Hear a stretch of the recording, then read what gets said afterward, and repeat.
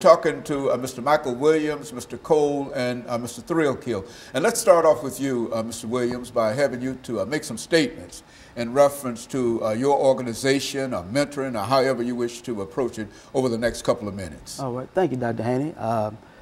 Well, we try to target young black males in our community, which mostly we grow up without male figures in our household. So if we take the time to give them those basic attributes, those skills, those life skills, how to be a young man, how to be a gentleman, how to carry yourself in a sense. So we take these things and even instill dedication, discipline in these individuals. So it's more than just being there, it's teaching in the same breath. So this is an approach that we come at, and also awareness, because you got to know your history. So when it comes down to it, you want to be able to know where you come from and where you're going. Mr. Cole? You know, Dr. Haney, I really feel like that our community, for our young black African-American young men, we have a problem with self-image.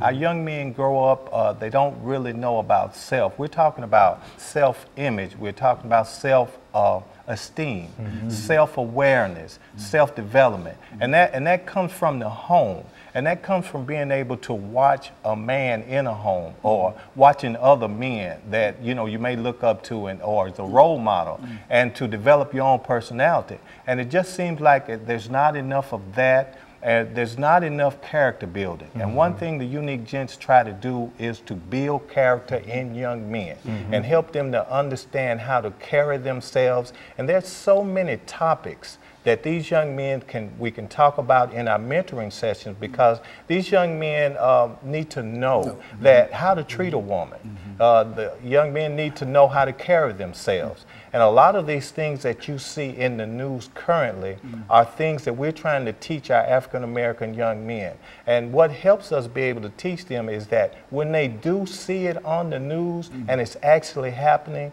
then we can bring it back to the table in our mentoring sessions and show these young men, okay, this is the way you should handle this situation. And it's usually very helpful, a helpful tool. But we just try to get as many young men as we can on board to show them and to teach them some of the things that we were taught by Edward Junebug Mullins, who was the founder of our organization when we were young men. Mr. JThrealkill? Yes, sir. And Mr. Cole and I represent a coalition of former classmates, former teammates that we all played sports with in the East Nashville community at East High School. And we had individuals who paved the way for us to have examples of success. We are trying to connect the young people today with the history of the civil rights movement and all the things that went into place to help them have access to opportunities, and then also trying to get them to understand the importance of education and the role that it plays in developing a successful career and lifestyle for yourself. And so we're modeling that behavior. We're celebrating community. We do an annual event that we're in our 11th year, where we celebrate families, community, and successful individuals. And Mr. Michael Williams represents a young man who came to us who may have been in a difficult situation, but because of the exposure to the men in the Unique Gents organization, has totally transformed his life to the point where he's a role model for a lot of young men that we're working with. We even named an award after him that we present at our program every year, just as an example of recognizing excellence, because our young men have the potential for success and greatness. Someone just needs to instill in them the belief that they can accomplish those things, so that they learn how to respect women, how to be disciplined with their finances, and how to just conduct themselves in scenarios where they may come in contact with law enforcement and proper behavior and things of that nature that are important to their development and growth. What did you think about the organization that you became involved in? How did you, Mr. Williams, become involved in this organization? Well, I was brought upon with another member that was involved in my life, and he felt personally that this organization came back together and would help guide me in the right direction.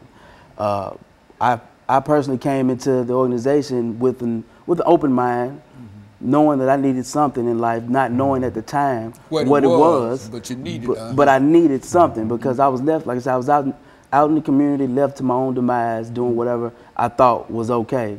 But I had men come into my life and show me, hey, this is how you walk, this is how you speak, this is how you carry yourself.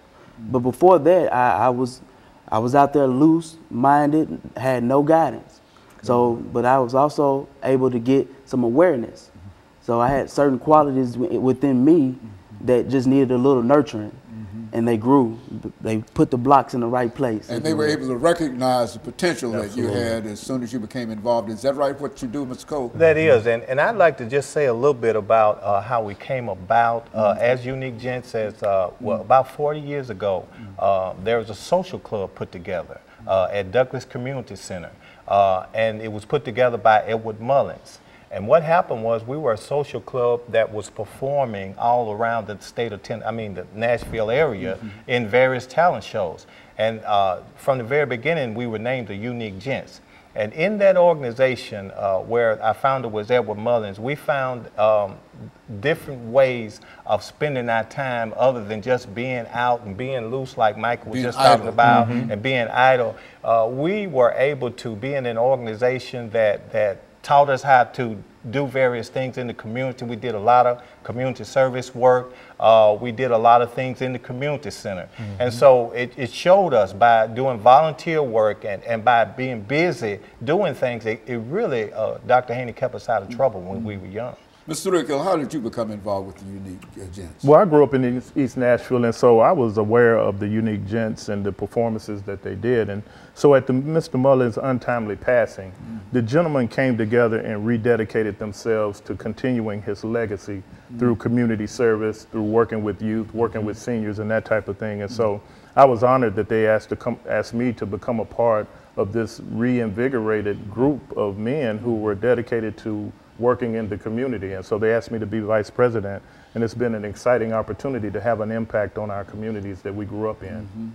And so the three of you are still working diligently in terms of trying to reach out and bring young African-American men for the most part, but you're not especially limited to African-American men. I would imagine you're open to any individual who might want to become a part of what you're doing. Is that what you're saying? Absolutely. We work with anyone who's interested in getting those kind of resources. Very good. And of course, we're going to take our final commercial break, and then we'll come back and we'll have 10 minutes to give